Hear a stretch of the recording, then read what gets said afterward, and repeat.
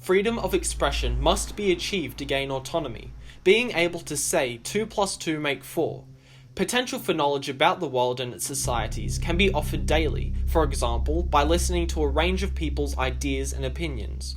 Before reading these two novels, I believed that, as a civilization, uncensored access to global information was available with minimal political interference. However, Burgess's and Orwell's representations of our national governments and institutions reveal how freedom and academic pursuit is inhibited, how people are unable to reach levels of personal and environmental self-awareness, thus becoming submissive by definition.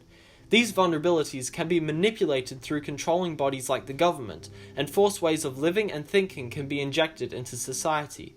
For example, Big Brother's manufactured songs, slogans, and smut forced upon its people are used to control. By abolishing the freedom for intellectual exploration, people become controlled even if they desire a level of individual living. In 1984, manufacturing of a faux society is explored through the controlling party, Big Brother. Orwell presents a perspective on power and how the highly privileged power brokers are always under threat. The perspective, offered through Goldstein, is the party's symbol of hate and reveals the power of people, stating how individualized academic exploration threatens the longevity of Big Brother. Orwell reinforces Winston's pro-democratic beliefs and values, emphasizing that the party aims to keep lower classes uneducated and poor, in effect weakening and easily controlling the proles. Risk of revolt and outrage toward Big Brother is minimized by subverting the ability to have prole empathy. Hierarchy of social classes is preserved by removing potential for change and enforcing hatred between classes, with higher classes viewing proles merely as an inert force. Orwell creates discriminatory social standards, for example in the party slogan, "Proles and animals are free." This perspective exposes the ability to effectively control society by limiting freedom of information and seeking to disunite people through encouraging distaste between social classes. Collective hate and prejudice is established. People become divided, as seen through formation of modern-day stereotypes and political parties. Further potential for change is removed by inhibiting freedom of thought. Big Brother employs clerks to falsify information aimed to limit academic communication.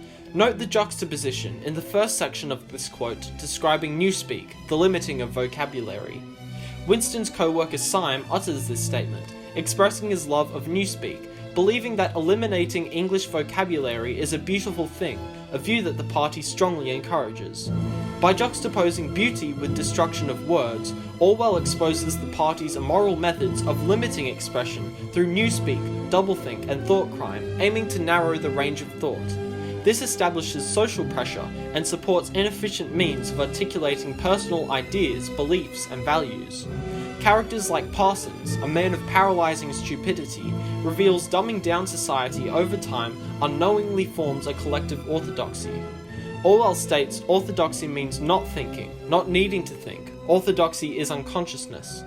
Big Brother gains complete control of the people, right down to their own thoughts. Through engineering and enforcing the ways of expression and thought, people are forced to become submissive to the government out of both fear and incompetence, as the capability of individuality is the only thing that is destroyed. Removing the potential of individualized beliefs and values steers people into perceiving their environment as hostile and dangerous, resulting in a more primal and selfish outlook. This causes exaggerated personal flight-or-fight reactions to non-threatening situations. Additional methods of governmental control are providing people with a false sense of choice, thus placing the individual in a fake position of power, when in fact the party benefits either way as they create the options. In this Clockwork Orange quote, high modality is present. Burgess uses high modality to effectively reveal the consequences of artificially culling the sense of choice and injecting meekness and vulnerability into the mind of the main character, Alex. This literary technique reinforces how governments provide sense of choice, creating seemingly faster and easier ways of achieving desired outcomes. This method effectively distorts and molds the human psyche to fit government's moral social mores. In A Clockwork Orange, inmate Alex is released from penitentiary early, however he remains a prisoner able to be exploited, not only by the government, but by the society into which he tries to assimilate. Burgess reveals the consequences of how our own self-interest can create vulnerability, something which both controlling bodies and society exploit to their benefit. Selfishness hampers the achievement of genuine autonomy with total disregard of a false sense of choice. The concept of choice is presented in this quote. The novel establishes the motif of choice. Burgess reveals that, although Alex's criminal compulsion has vanished, so too has his capability for choice. This turns him into a vessel to be filled by others' own selfish desires. This passage illustrates how elimination of choice can create vulnerability within human nature, and how third parties can exploit this weakness to enslave people as a result of their own self-interest. This facade of free will, fabricated by others, destroys autonomy and makes one a simulacrum, a clockwork orange. This enables controlling interests to establish certain standards one must attain to be considered part of society, peer pressuring them, compliance, to fit in. The works confirm that autonomy is something extremely hard to achieve.